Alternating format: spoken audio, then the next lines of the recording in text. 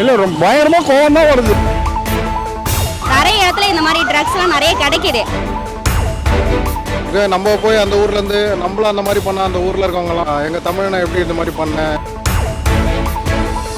கோவம் வந்து என்ன சார் பண்ண முடியும்? ஒன்றும் பண்ண முடியாது. எப்படியும் பண்ணதான் செய்வோம். Other state, other district, other country, தமிழ்நாடா அங்கே போக வேண்டாம். அந்த பசங்களை நினைக்கும் போது ரொம்ப கோவம் தான் வருது. ஏன்னா வந்தாரை வாழ வைக்கும் சென்னை சொல்லியிருக்காங்க. அதை நம்பி தான் வட மாநிலத்துலேருந்து நம்ம சென்னைக்கு தேடி வராங்க, வேலைக்காக தேடி வராங்க. அவங்களுக்கு நம்ம அடைக்கலம் தான் கொடுக்கணுமே தவிர இந்த மாதிரி அடித்து சித்திரவதை பண்ணலாம் ரொம்ப ரொம்ப தப்பு. அவங்க அந்த அந்த பையன் ஏதாச்சும் பேசியிருந்தாலோ மறைச்சிருந்தா கூட கிட்டியோ அட்வைஸ் பண்ணி விட்டுருக்கலாம். அதை தவிர்த்து மேலே கை வைக்கிறது ரொம்ப ரொம்ப தப்பு. அவங்களுக்கு கடுமையான தண்டனை கொடுத்தாதான் இதை பார்த்து 4 பேர் அந்த தப்பு பண்ணாமல் இருப்பாங்க. நிறைய இடத்துல இந்த மாதிரி ட்ரக்ஸ்லாம் நிறைய கிடைக்கிது. அது எங்கேருந்து கிடைக்குதுன்னு வந்து போலீஸ் தான் அதை கண்டுபிடிச்சி அதை தடை பண்ணணும். வேறு ஒன்றுமே சொல்கிறதுக்கு இல்லை. ஏன்னா லோக்கல் பசங்க 17 வயசு பசங்க 12 வயசு பசங்கள்லாம் அதெல்லாம் வாங்கி பண்ணுறாங்கன்னா அதை கண்டிப்பாக தடை பண்ண வேண்டிய விஷயம் தான். இப்போ அதுலேயே நிறைய பேர் மூழ்கி இருக்காங்க. இந்த கலரிங் பண்ணிவிட்டு இந்த பிள்ளைங்க மாதிரி செருப்பு போட்டுன்னு அது அவங்க கெத்துன்னு நினச்சி பண்ணிகிட்டு இருக்காங்க. ஆனால் அது அவங்களுடைய ஃப்யூச்சர் தான் ஸ்பாயில் ஆகுது. அவங்களுக்கு தெரியாமல் அதை பண்ணிகிட்டு இருக்காங்க. அந்த தைரியம் எங்கேருந்து வருதுன்னா, இப்போ போலீஸ் இப்போ அரெஸ்ட் பண்ணாங்கன்னா அவங்களுக்கு கடுமையான தண்டனை கொடுக்கறதில்ல. ஒரு 3 மாதமோ 6 மாதமோ உள்ளே போட்டுட்டு திருப்பி அவங்கள ரிலீஸ் பண்ணிடுறாங்க. ஸோ அதனால் கூட அவங்களுக்கு அந்த தைரியம் வரலாம். ஏன்னா 3 மாதம் நான் போய் ஜாலியாக உள்ளே இருந்துட்டு வருவேன், அந்த ஒரு தைரியம் கூட அவங்களுக்கு இருக்குல்ல. ஸோ அவங்களுக்கு தண்டனை நம்ம கடுமையாக ஆக்கணும்னா இதை தடுக்கிறதுக்கு நிறைய வழிகள் இருக்குது. அவங்களுக்கு ஆயுள் தண்டனை தான் கொடுக்கணும். கடைசி வரைக்கும் அவங்க வெளியில் வரவே கூடாது, வெளி உலகத்தை அவங்க பார்க்கவே கூடாது. அப்படி இருந்தால் மட்டும்தான் வெளியில் இருக்கவங்க அந்த தப்பு பண்ண மாட்டாங்க. ஃபஸ்ட்டு நோ செக்யூரிட்டி, டோட்டல் ப்ராபிஷன் இங்கே வேணும் ஒரு நாட்டில் அது இருக்கும்போது நல்லா இருந்தது. இப்போ 67க்கு முன்னால் அந்த ப்ராபிஷனை கொண்டு வரணும் மறுபடியும். இப்போ கவர்மெண்ட்டே நடத்தான் கடைகளை வச்சுக்கிட்டு. அந்த காலத்து 67க்கு முன்னால் இருந்த மாதிரி ஒரு இது மதுவிலக்கு இது கொண்டு வரணும். இதுலேருந்து தெரிஞ்சுக்கிறது என்னென்னா மதுவிலக்கு கண்டிப்பாக கொண்டு வரணும். கொண்டு வந்தால் தான் இந்த இது குறையும். எப்படியும் பண்ணதான் செய்வான், இருந்தாலும் குறையும். ஆக்சுவலி இது ரொம்ப கண்டிக்கத்தக்கது. இது இன்னொன்று, இப்போ சின்ன பசங்கள்லாம் பேரண்ட்ஸ் பேச்சு கேட்குறதே இல்லை மேக்ஸிமம். இன்னொன்று, இந்த ட்ரக்ஸ்லாம் ஃப்ரீயாக கிடைக்குதுன்னு சொல்கிறாங்க. அதை நான் அக்செப்ட் பண்ணிக்க மாட்டேன். ஏன்னா தேடி போய் தான் பசங்க எல்லாம் வாங்குறாங்க. எல்லா இடத்துலையும் விற்கிறதுக்கும் கிடையாது. இதை நம்ம கவர்மெண்ட்டையும் ப்ளேம் பண்ண முடியாது. ஒவ்வொரு இண்டிவிஜுவலும் தனித்து அவங்களோட அது என்ன சொல்கிறது ஒழுக்கமாக இருந்தாங்கன்னாக்கா இந்த பிரச்சனைலாம் வராது மேக்ஸிமம். இன்னொன்று, பேரண்ட்ஸ் பசங்களை கண்காணிச்சுக்கினே இருக்கணும். ஒரு சர்டன் ஏஜுக்கு போனதுக்கப்புறம் வீட்டில் ஃப்ரீயாக விட்டுறாங்க. வெளியில் ஆம்பளை பசங்க தானே வெளியில் போனால் வந்துடுவாங்க ஃப்ரீயானு. பட் அவங்க யார் கூட சுற்றுறாங்க என்னன்றது வாட்ச் பண்ண மாட்டாங்க.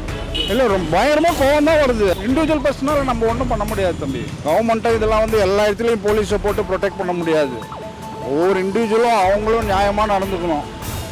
மேக்ஸிமம் சின்ன பசங்க பேரண்ட்ஸ் பேச்சை கேட்கணும். அந்த பசங்க இருக்கிற எல்லாம் மிஞ்சி போனால் 20-21 வயசு தான் இருக்கும்னு நினைக்கிறேன். அவனுங்க படித்து முடிச்சானுங்களா இல்லை படிச்சுட்டு இருக்காங்களான்னு கூட நமக்கு தெரியாது. ஆக்சுவலி இது கண்டிக்கத்தக்கதான். இது பேரண்ட்ஸ் கொஞ்சம் கவனமாக பசங்களை ட்ரீட் பண்ணணும். ஃபேஷன் ஆகிடுச்சு. இன்னொன்று, அந்த கேக் வெட்டுறதுலாம் பாருங்கள், பட்டாக்கத்தியை வச்சு கேக் வெட்டுறது செலிப்ரேஷனில் அதெல்லாம் ரொம்ப தப்பு தம்பி. அது பழக்கமாக இருக்கிறது இண்டிவிஜுவல் பர்சனை தான் நம்ம ப்ளேம் பண்ண முடியும் தம்பி. இதெல்லாம் நம்ம போலீஸு கவர்மெண்ட் போலீஸ் எல்லா இடத்துலையும் போய் பார்க்க முடியாது. ஒரு இடத்துல பர்த்டே பார்ட்டி கொண்டாடுறாங்கனாக்கா போலீஸுக்கு தெரியுமா அந்த இடத்துல என்ன பண்ணுறாங்கன்னு சொல்லி வேறு யாராவது சொல்லி இல்லை இவங்களா நேராக பார்த்தா தான் இது பண்ண முடியும். அதர்வைஸ் இது ஒன்றும் பண்ண முடியாது. நம்ம ஒரு இண்டிவிஜுவலாக திருந்தலாம் தம்பி. ரொம்ப கொடுமையாக இருக்குது. அந்த பையன் என்ன அவசரப்பட்டான்னு தெரில. அவன் செத்தானா உயிரோடு இருக்கிறானா ஒன்றுமே புரியல. ஆனால் ஹாஸ்பிட்டல் அட்மிட் பண்ணிக்கிறேன்னு சொல்லிட்டுக்கிறாங்க. அந்த 3 பசங்க 4 பசங்களை ஏதோ இதில் சேர்த்துக்கிறேன்னு சொல்கிறாங்க. இதுக்கு மேலே அதில் சேர்த்தா அவனுக்கு திருந்துவானுங்க திருந்த மாட்டாங்கன்னு தெரியல. ஆனால் இதுக்கு தகுந்த தண்டனைகள் கண்டிப்பாக கொடுக்கணும் கவர்மெண்ட்டு பார்த்து. அது என்ன பண்ண போகிறாங்கன்றது தெரியல. கெஞ்சா அடித்ததுனால அவங்க இந்த மாதிரி புத்தி சோதனை இல்லாமல் இந்த மாதிரி செய்கிறாங்க, விளையாட்டு புத்தி தனமாக செஞ்சுட்டாங்க அப்படின்றாங்களே. மனநிலை இருந்திருக்கு தெரியல நமக்கு. அதனால் அவனுங்க அந்த மாதிரி பண்ணிகிட்டு இருக்கிறாங்க. கோவம் என்ன சார் பண்ண முடியும்? ஒன்றும் பண்ண முடியாது. நம்ம தமிழ்நாட்டு கவர்மெண்ட் என்ன பார்த்து செய்யணுமோ அந்த பையனுக்கு பார்த்து செய்ய வேண்டியது, அவ்வளோதான். தண்டனை கொடுக்கணும், அவ்வளோதான், வேறு ஒன்றும் இல்லை. இல்லை அவங்க பார்த்திங்கன்னா ஊரை விட்டு ஊரை இங்கே பிழைக்கிறதுக்காக தான் வராங்க. பட் அவங்கவுங்க வேலையை பார்த்தாலுமே இந்த பிரச்சனை எதுவுமே கிடையாதுல்ல. பட்டு அன்வான்டாக போய் நம்ம ஒருத்தரணுன்றது அது அநாகரிகமான ஒரு செயல் தானே. பட்டு இதுக்காக பார்த்திங்கன்னா அந்த மாதிரி இல்லை நம்ம போய் அந்த ஊர்லேருந்து நம்மளும் அந்த மாதிரி பண்ணால் அந்த ஊரில் இருக்கவங்கலாம் நம்ம தமிழ்நாட்டில் இருக்கவங்க விட்டு தருவாங்களா? எங்கள் தமிழனை எப்படி இந்த மாதிரி பண்ணேன், இந்த மாதிரி ஏன் ஊரை விட்டு ஊர் பிழைக்கிறவங்களுக்கு ஏன் இந்த மாதிரி பண்ணீங்கன்னு சொல்லிட்டு ஒரு கேள்வி எழுமோ. எல்லாருமே பார்த்திங்கன்னா அதுக்கு ஒரு வன்மையாக வந்து ஒரு விஷயத்த வந்து முன் வைப்பாங்கள்ல. பட் அந்த மாதிரி வந்து ஊரை விட்டு ஊர் வராங்க, பிழைக்கிறதுக்கு வராங்க. பட் நம்ம அவங்கள போய் நோண்ட வேண்டிய அவசியம் ஒன்றுமே கிடையாது. அவங்கவுங்க வேலையை பார்த்துக்கிட்டு போனாலுமே யாருக்கும் எந்த பிரச்சனையும் கிடையாது. நான் வந்து பார்த்திங்கன்னா இந்த கஞ்சான்ற ஒரு விஷயத்த வந்து பார்த்திங்கன்னா தடை பண்ணுறது நல்லது.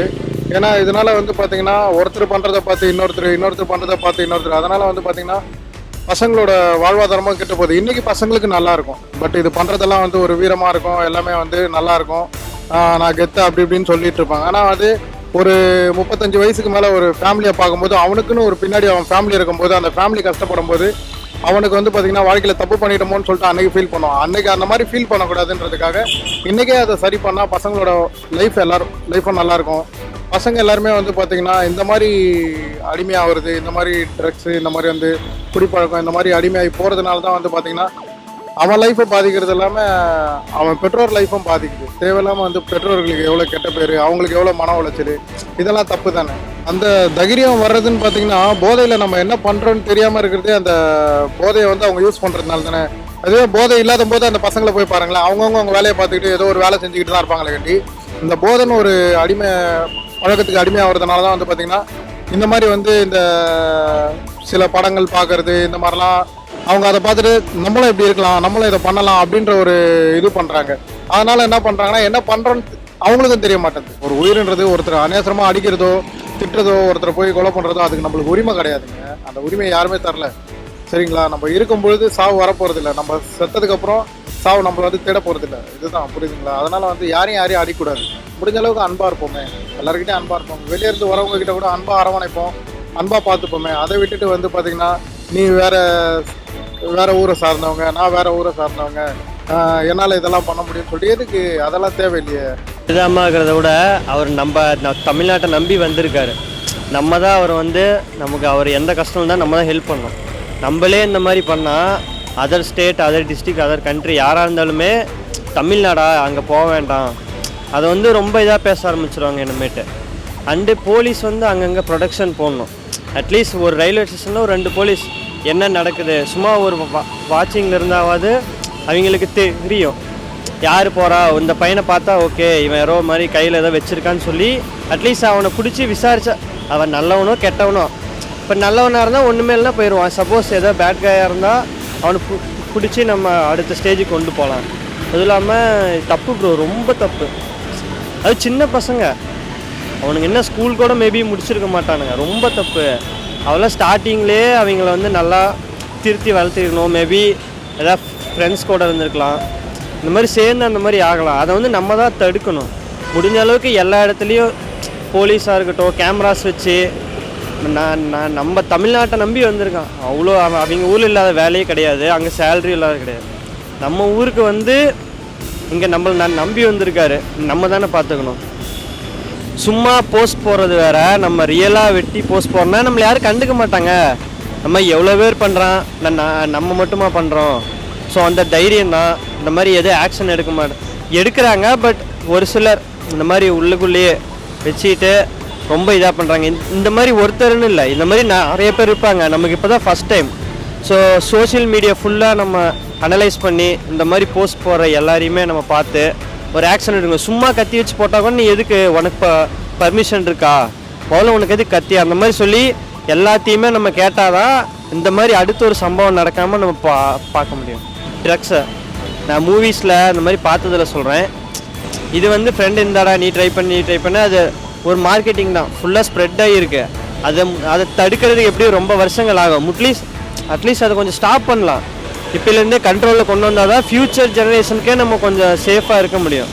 அது இன்னும் ரொம்ப ஸ்ப்ரெட் ஆயிடுச்சுன்னா தமிழ்நாடுன்னு இல்லை எந்த இதாக இருந்தாலுமே ரொம்ப அது ரொம்ப மோசமாயிடும். அதர் கண்ட்ரிஸ் ஆப்கானிஸ்தான் மாதிரி ரொம்ப கொடுமைப்படுத்தி அவங்கள பப்ளிஷாக பண்ணால் தான் ஐயோ இந்த மாதிரி நம்ம சும்மா பண்ணுறப்பே ஒரு பயம் வரும். இப்போ இந்த மாதிரி பப்ளிக்கில் வச்சு அவனுங்களை எதோ பனிஷ்மெண்ட். இப்போ இன்னொரு வீடியோ ராஜஸ்தானே ஏதோ அதர் ஸ்டேட்டோட வீடியோ வருது, கை கால்லாம் உடச்சி ஒரு மாதிரி கட்டு போட்டுதா, அந்த மாதிரி பண்ணால் தான் பயம் வரும் நமக்கு. ஸோ அந்த மாதிரி